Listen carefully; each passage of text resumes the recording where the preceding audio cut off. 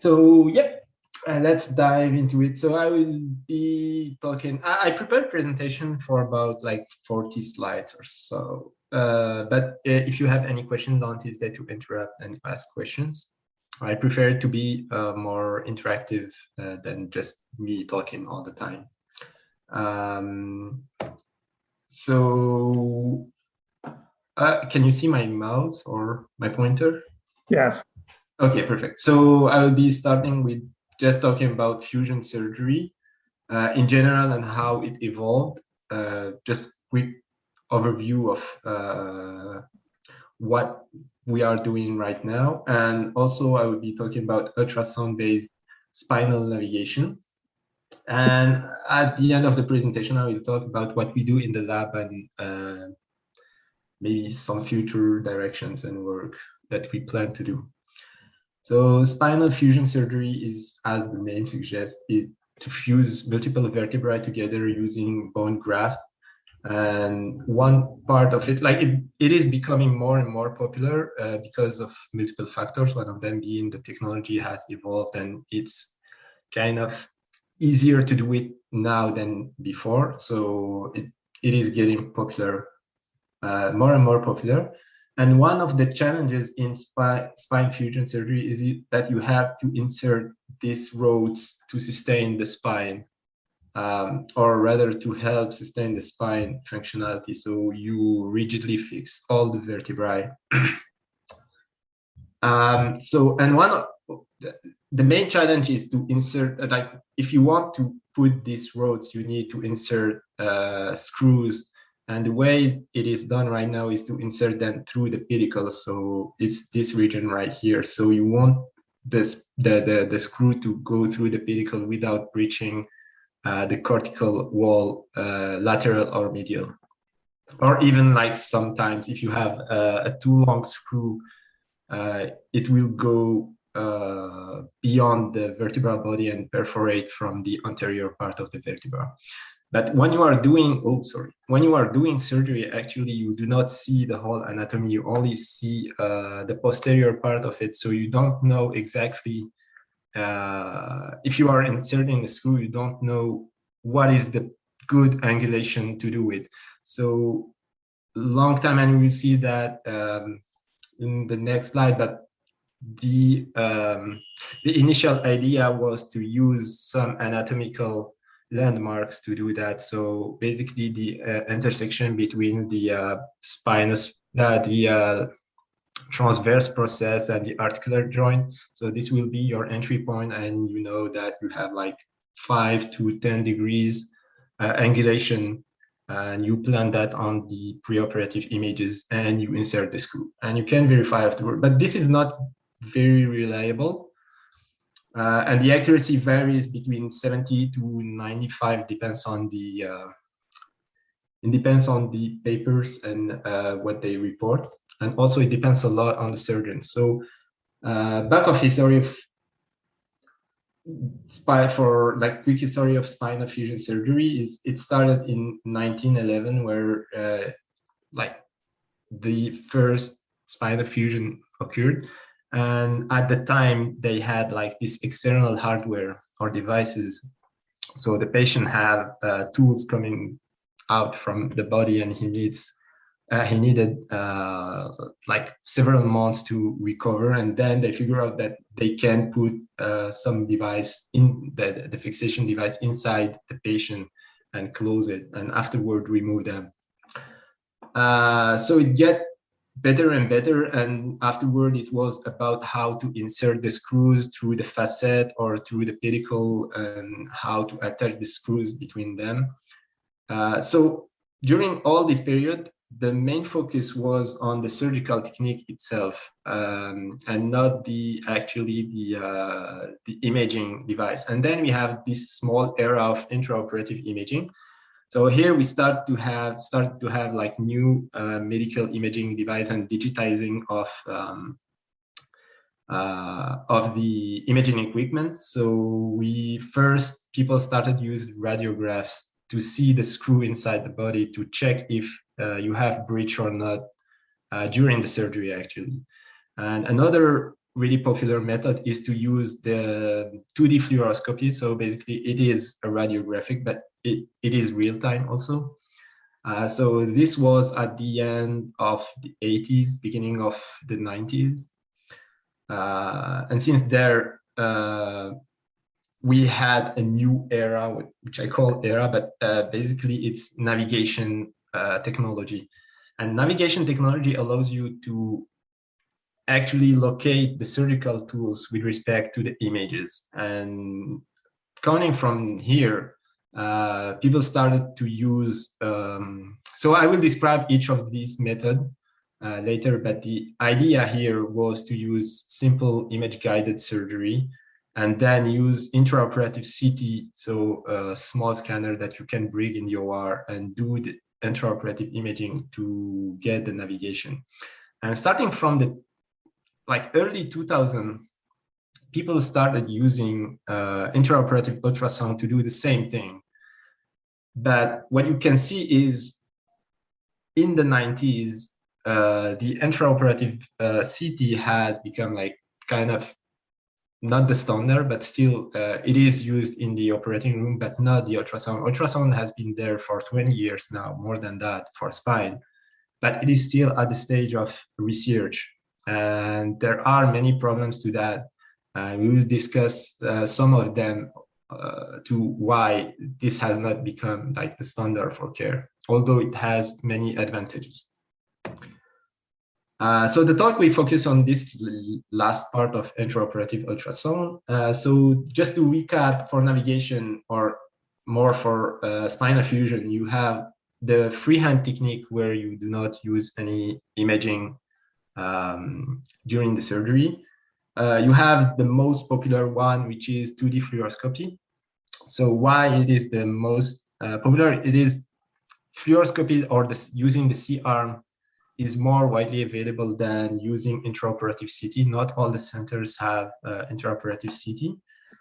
And if you want to have navigation, but the thing with fluoroscopy is that you don't have navigation, you only see through the patient and you see the instrument through the patient directly. And the modern way is to do navigation. So navigation, we will discuss 3 types of navigation. The one is using simply image-guided surgery or IGS by using manual point matching. The second one is using intraoperative CT. So you bring the intraop CT and you do the registration automatically. And the last one will be ultrasound, which is not validated yet, but still the new thing that we are interested in. So how IGS works? So the basic or the typical workflow is that you have the preoperative CT. So you take your images of the patient, and when you are intraoperatively, when you are during the surgery, what you want to do is to identify landmarks on the anatomy that matches the landmark identified here on the preoperative CT. And when I say identifying, so I should start with that. So to do navigation, you will have a stereoscopic camera that tracks specific tools using infrared light. So the camera sends infrared light, and the tools have actually small reflective spheres that can be tracked with the camera. So by knowing the 3D position of this tool, you can know the tip of the tool. And everything is tracked with respect to a reference that you attach to the patient. So typically you attach the reference to the spinous process and with a clamp, and you put it there during all the surgery, and everything is tracked with respect to that. And the reason we do that is if the patient moves during surgery, the reference will move with the patient and you will not lose the registration. So everything is tracked with respect to the reference, which is attached to the anatomy. So basically you want to track that with respect to anatomy. There are some advantages of using that. One of the main advantages is that you don't need any intraoperative imaging. So it's kind of relatively cheap because you only need the tracking system to implement that. The Preop CT, often got that because you want to have a planning before surgery. So you only need the tracking system. But the drawback of that is the registration depends on the landmark you identify on the patient. So it has to be exactly the same landmark that you identify on the CT. And it can take time. So in the literature, they say it takes from 10 to 15 minutes per vertebra, which is a lot, because if you are doing several vertebrae and you want to register each time, it takes a lot of time to do it again and again. And the other point is that it is subject to the variation intra-operator and inter-operator variability. So if the surgeon has to do it again, the same point might be slightly different, and it might change the result. Is there any question regarding that? Good. So the second system is to use intraoperative CT. So here, instead of identifying with the pointer, like going and pinpointing anatomical point that you identify on CT, what you do is you only have the step of intraoperative. You have only the intraoperative step. You still have the camera tracking the instrument, but this time you attach first the reference to the patient and you image everything. So once everything is positioned, so you open the patient, you position your reference, and you bring the intraoperative CT and you image everything. And because these spheres are made of, I think, some sort of metallic. I'm not sure what is the exact material used, but they are visible on CT, so you can clearly see them. So what the clinical intraoperative systems do is that they segment this point, and they know what is the position of those of the reference by construction. Actually, they do a point-based registration based on the spheres here, and by doing that, you can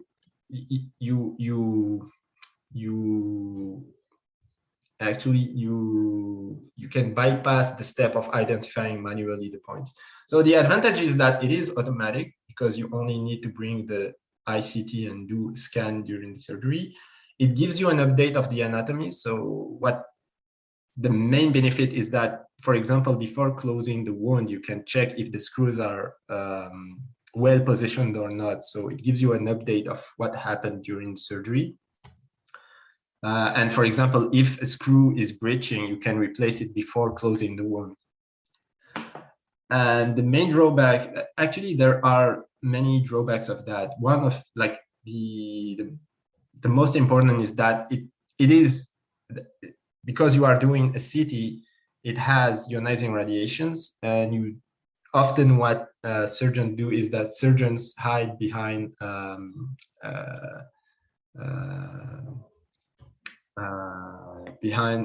some protection, lead protection, and the other members of the staff need to leave the room and come back after the acquisition. So all this takes time. It takes between 10 to 20 minutes, depending on the centers and how they deal with the ICT. And it is also expensive and not available in all centers. Basically, in Montreal, I believe we only have one center that does this kind of surgery for spine. So the last navigation system is based on intraoperative ultrasound. Here, what we want to do is we want to replace the intraoperative CT. So we kind of combine both approaches, the normal IGS and the ICT IGS. So we take the preoperative CT, and during the surgery, we have this tracked probe. So we have a regular ultrasound probe. We attach spheres to the probe so that we can track the probe in real time. And we take an acquisition of the ultrasound. And once we have the ultrasound, we do registration we align the CT, the pre-op CT with the ultrasound, intraoperative ultrasound. And by doing that, you kind of replace the step where you identify landmarks manually. So the good thing is that it is automatic. It doesn't have any radiation. Ultrasounds are cheap, and right now you can find USB ultrasounds for $3,000. You can have one. All the acquisition step is really fast because ultrasound are real-time imaging, so it takes between 1 to 2 minutes to do the acquisition and registration.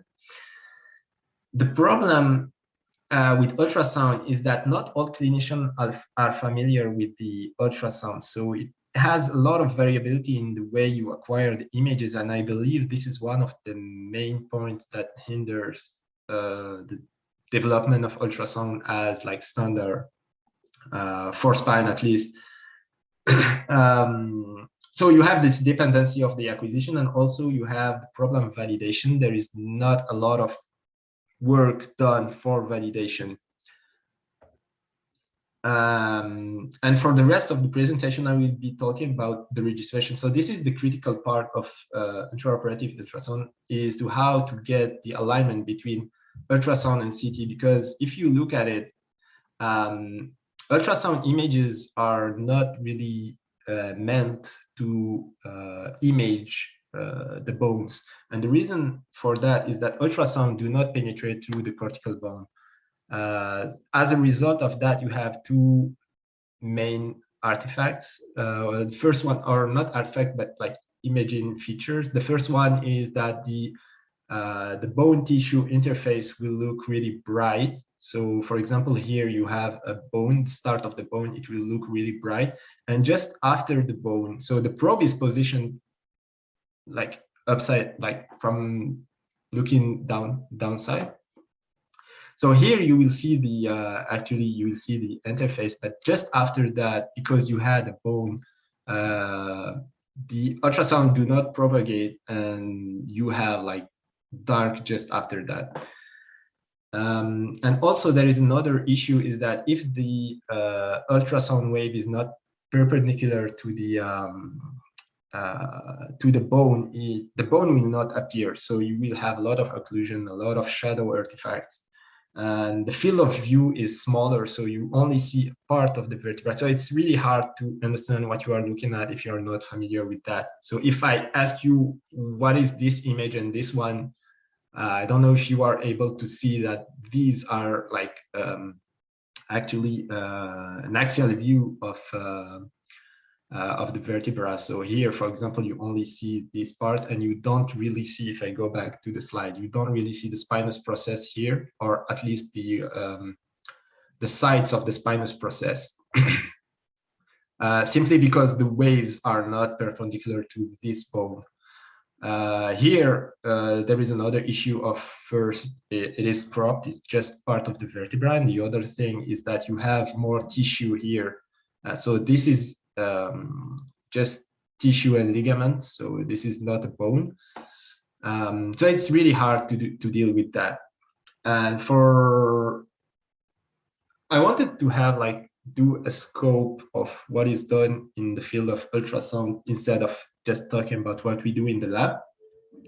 So I reviewed papers that do that during the 20 past years. And I will be focusing on three main criteria for this presentation. One is the registration time. So of course, we want the registration to be fast enough to be usable in the OR instead of having something that really is accurate but not usable in the OR. The other thing is the accuracy. So for the accuracy, most of the surgeons would recommend 2 millimeter accuracy acceptance. So everything which is like beneath 2 millimeter is supposed to be okay. But this again, it depends on the anatomy that you are working on. For example, for lumbar spine, it is more the error can be slightly higher, but for thoracic and cervical spine, you need like 2 millimeter or below. 1 millimeter or below. And the other thing is the type of validation that is like the type of validation that has been done in the papers. And this is important because validating on plastic phantom is not the same as validating on animals or validating on human subjects. The challenges are a bit different. Actually, the imaging are different, and the challenges are slightly more difficult. So this is one of the first work. Sorry. Yeah, so this is one of the first work that had been done for intraoperative ultrasound in spine. And as you can see, it's at the time it uses the same sort of technology where you have a tracking camera and you attach trackers to the probe. And also you can attach trackers to all sort of tools. Here it's a drill. So what they did is that they took a percutaneous, so you can see that the equipment is bulky and the ultrasound probe is huge, and also the tracker is huge, but still it did work pretty well. So they took a sequence of images, ultrasound images, and then they segment them. So they segmented the they segmented the bone tissue interface, the posterior surface of the vertebra manually.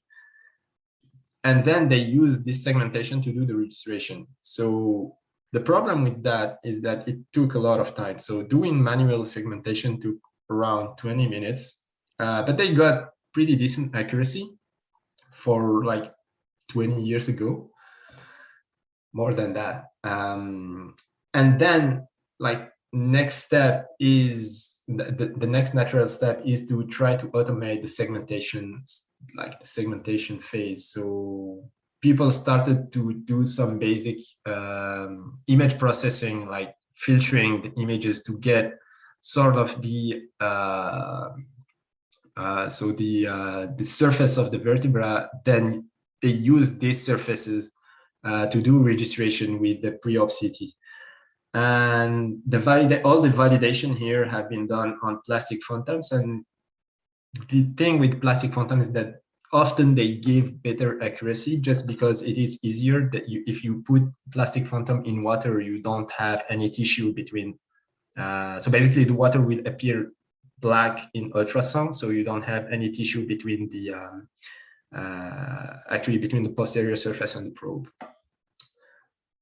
So the computation time was good, and the accuracy was good, but the validation was done on plastic phantoms. And the next step, this is, I think, one of the first to use really image processing for registration. So they get rid of the segmentation thing. So instead of segmenting the images and trying to align the bone to bone thing, what they did is they only segmented on pre-op images, and you can do that easily because you do have time. When you do a preoperative CT, usually you have time to pre-process the images before the actual surgery.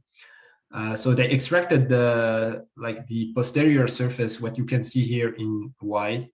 So this is the posterior surface of the vertebra. You can do that simply by thresholding the intensities and recasting from the top. And then when superimposing the two images, so the CT and ultrasound, because you know that here at the bone surface, you are supposed to get really bright images. If you do the sum up of all the pixels, like all the voxels basically in white here, you are supposed to have the maximum. If you sum up the voxels, you're supposed to have the maximum value when the two images are aligned. So this is the basic idea of that. They experimented on human in vivo and ex vivo models, and they got pretty good time, but the accuracy was not reported for this paper, unfortunately. This is one of our first method proposed that has been done in our lab. So it exploits the same idea of superimposing using image processing, but instead of just summing up the values over the ultrasound image, we do cross correlation and more sophisticated method to do the registration. So of course it takes a bit more time to do the processing, and the accuracy is pretty good. So the experiment was done on porcine cadaver. And the next step was, so far we have been talking about aligning the images with the rigid registration. So when you align the ultrasound to CT, because you know that the bone is rigid, the vertebra is not supposed to move. But the problem is that when you have pre-op CT, often the patient will be in supine, but during the surgery, the patient will be in prone position.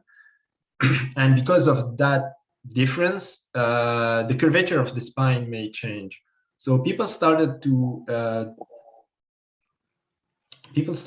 do group-wise rigid registration. So basically, they register each vertebra, and they add this kind of spring effect to the vertebrae, where you push two vertebrae away one from another to kind of correct for spine curvature.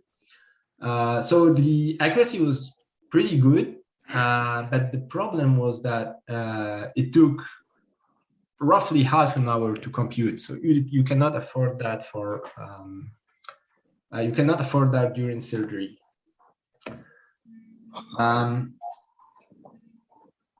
Sorry about that. So one of also this, I found this paper interesting just because they are using they are not using like the regular tracker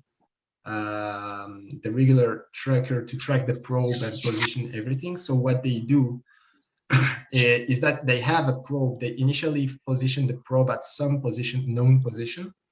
And after that, by tracking the images, they are able to say if the probe moved left, right, or up, down, or whatsoever. So they use the registration in another way. So they use the registration to actually track the probe. So that was interesting as well.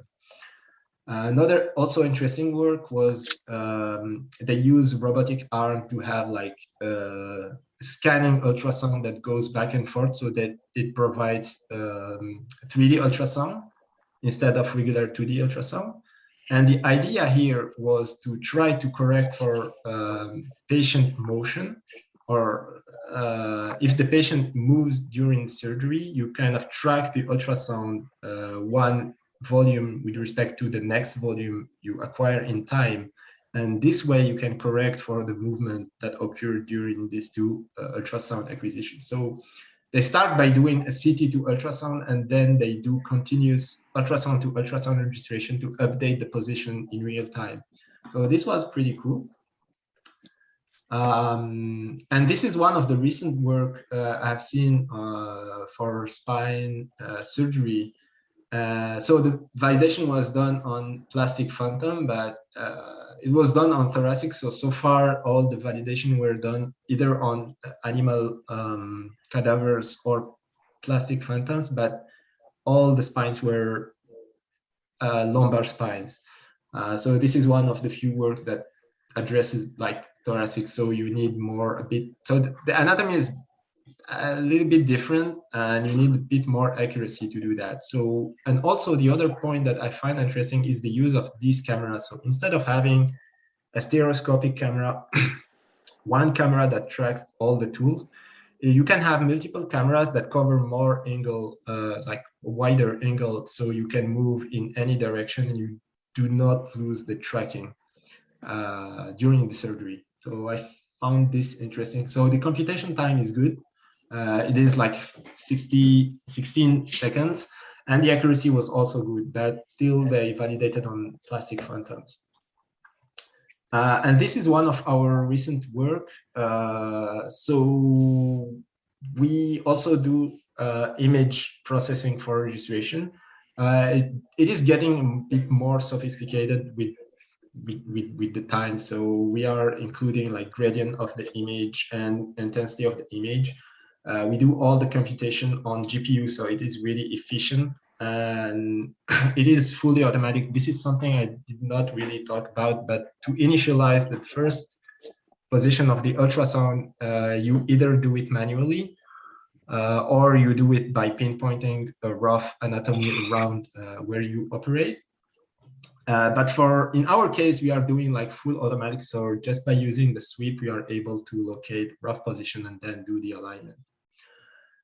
We validated on porcine cadaver. We had less than 10 seconds of computation because we are implementing on GPU, and we had pretty good accuracy. So one of the main limitations of all the work that have been proposed is, and I think this is one of the major problems for acceptance of ultrasound in clinic, is there is really a lack of validation.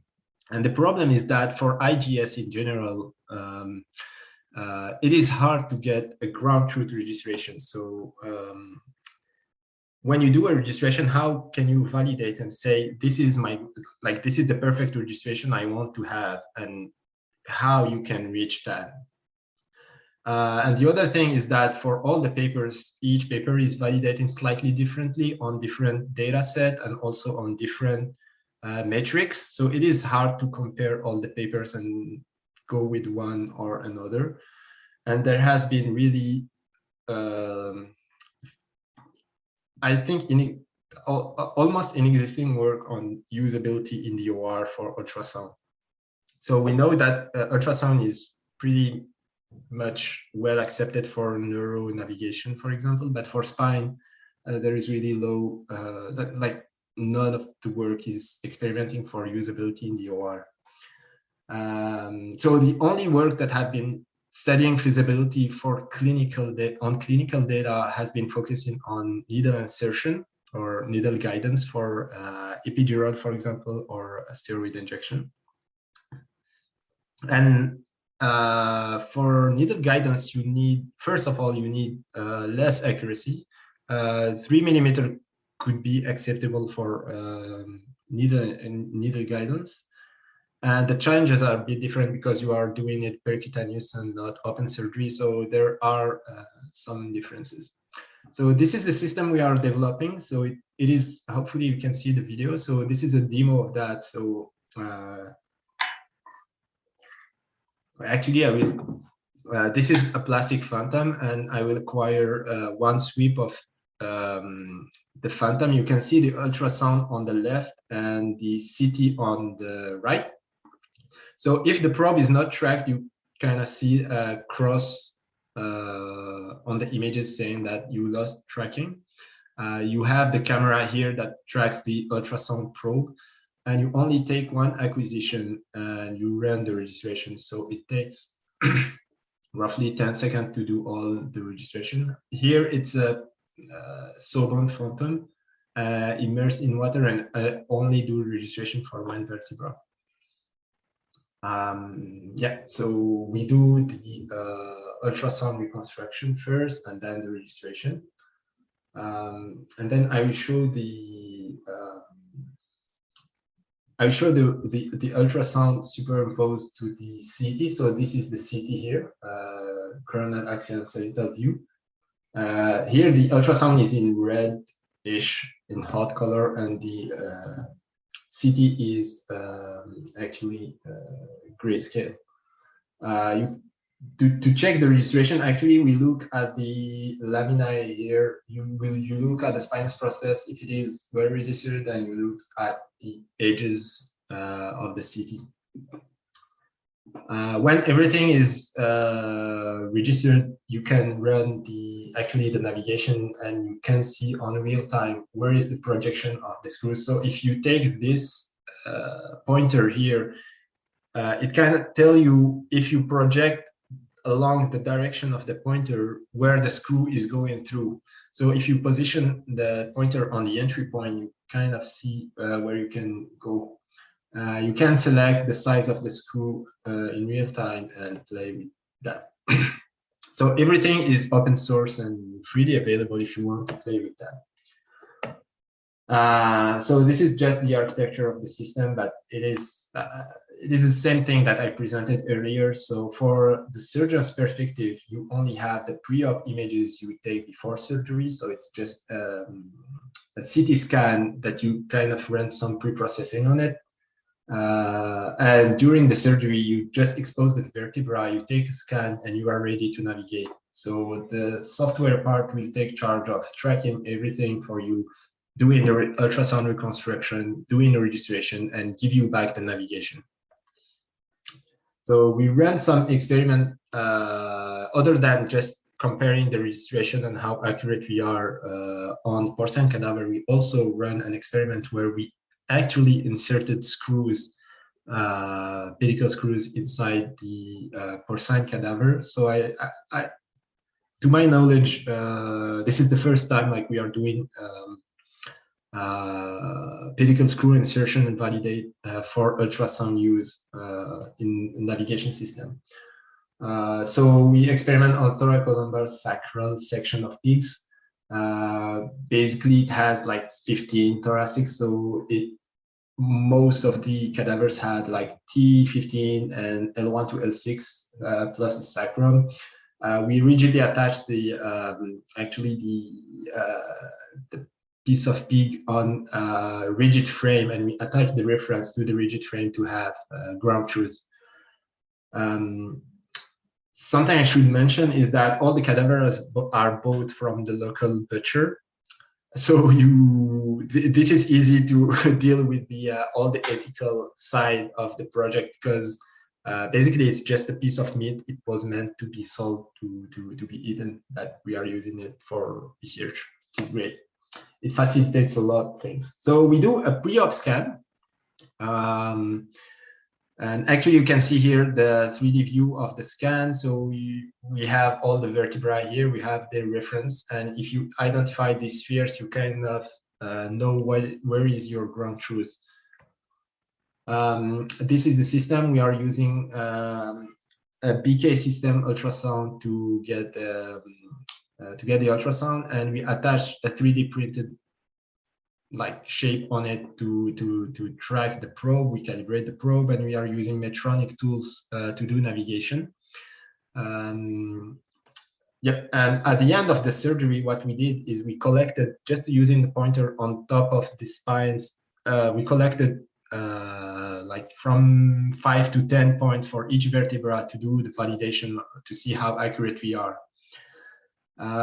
So this was just couple of images of registration. So during the surgery, like during the procedure, we had good accuracy. At least visually, it looks good.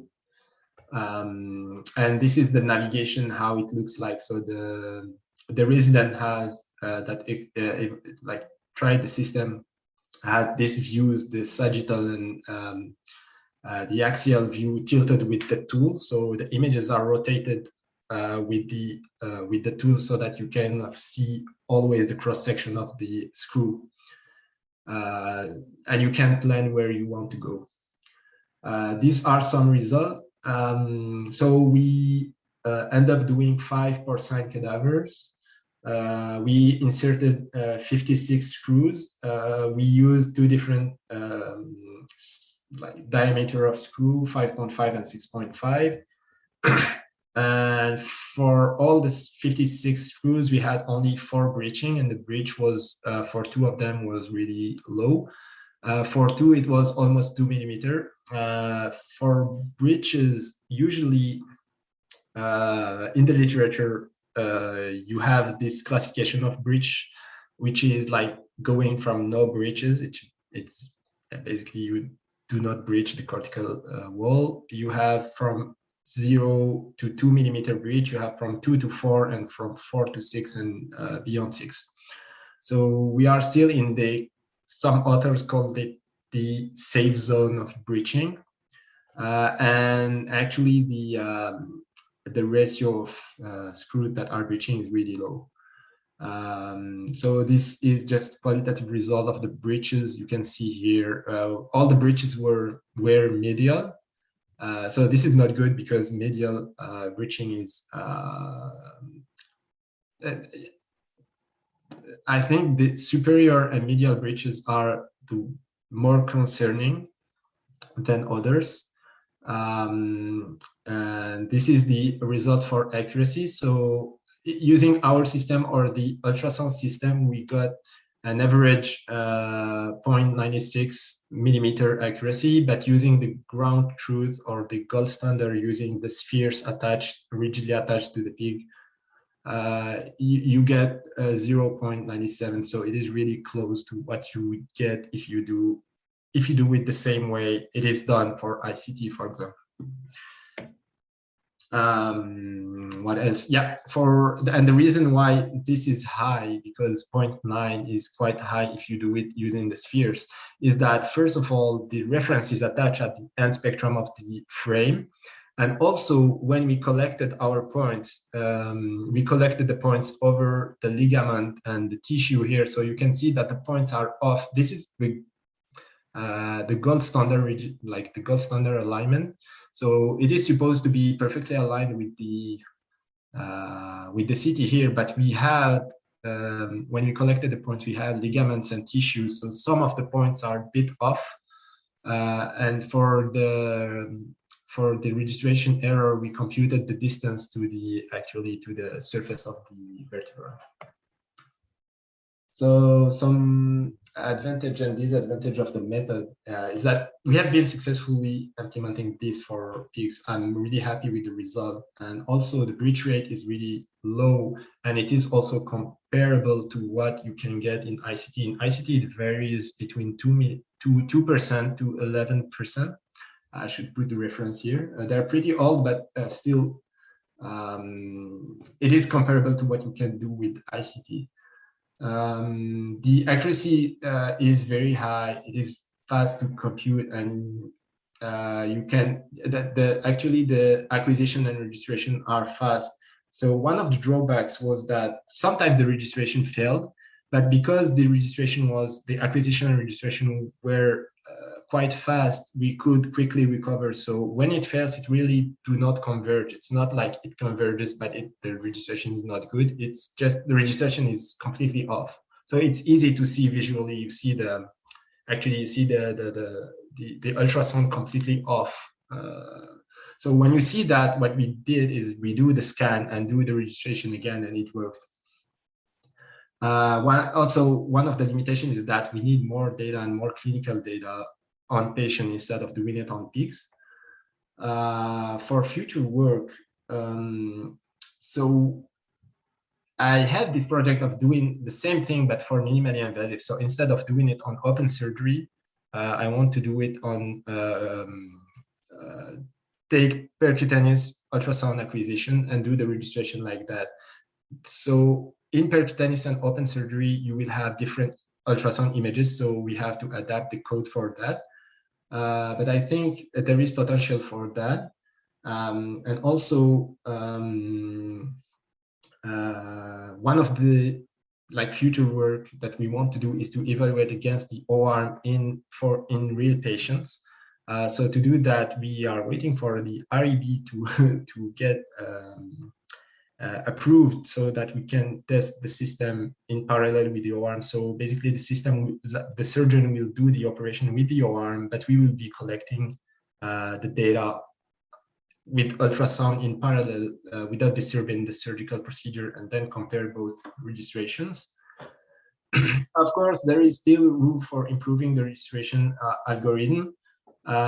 We want also to evaluate the feasibility on low-cost ultrasound. As I told you before, you have this low-cost tracker and ultrasound device that you can buy for less than 10,000. You can have basically a navigation system. And I really want to do that because it opens room for a lot of countries or centers that do not have access to ICT. And even, of course, add some augmented reality to the navigation. And I think I started this project of AR 2 years ago, and we had a system that kind of worked. I wanted to evaluate that, but it was I prepared Phantom. So what you see here is spine Phantom inside an opaque gelatin. So this is just gelatin that you eat. I added colorant to make it red so that you cannot see through. And actually you have the CT volume rendering on the iPad. So basically you track the iPad and you use the camera of the iPad to do augmented reality. So this is really cool because you can move the iPad in any direction, and you still have the volume, or the what you see, the 3D volume here inside the gelatin and stick in the right place. So the problem was that I wanted to evaluate that, and the week where I prepared the actually the experiment, we were on lockdown, and then the phantom here, because it is gelatin, it get mold after coming back for 4 months after the lockdown, and then I put the project on side. But yeah, this is something I still want to do.